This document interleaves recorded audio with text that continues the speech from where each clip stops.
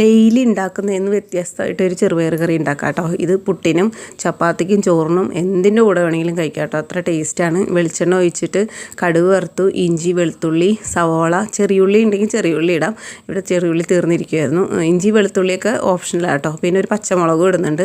പിന്നെ ഉപ്പും ഇട്ട് അത് കഴിഞ്ഞ് കഴിഞ്ഞിട്ട് ഞാൻ ചെറുപയർ വേവിച്ച് വെച്ചതാണ്.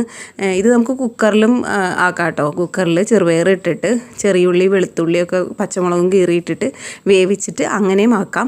ഇത് ഞാൻ വേവിച്ച് വെച്ച ചെറുപയർ ഉണ്ടായതുകൊണ്ട് ഇങ്ങനെ ആക്കുന്നതാണ് കേട്ടോ. പിന്നെ ഉപ്പ് ഇട്ടിട്ട് ആവശ്യത്തിന് നല്ലപോലെ മിക്സാക്കി കൊടുക്കുക. നല്ല ടേസ്റ്റാണ് കേട്ടോ ഈ കറി. ഒരു വെറൈറ്റി ടേസ്റ്റാണ്. പിന്നെ തേങ്ങാപ്പാൽ ചേർക്കാനായിട്ട് ഞാൻ തേങ്ങ തിരുമ്മി വെള്ളം ഒഴിച്ച് മിക്സിയിലിട്ട് അടിച്ചെടുത്തിട്ട് അങ്ങനെയാണ് കേട്ടോ തേങ്ങാപ്പാൽ ഒഴിച്ച് കൊടുക്കുന്നത്. അപ്പോൾ കുറച്ച് ഈസിയാണല്ലോ. അല്ലെങ്കിൽ നമുക്ക് ചൂടുവെള്ളത്തിൽ ഇട്ട് തേങ്ങ തിരുമ്മിയത് ഇട്ട് വെച്ചിട്ട് അങ്ങനെയും അരിച്ച് അങ്ങനെയും എടുക്കാം.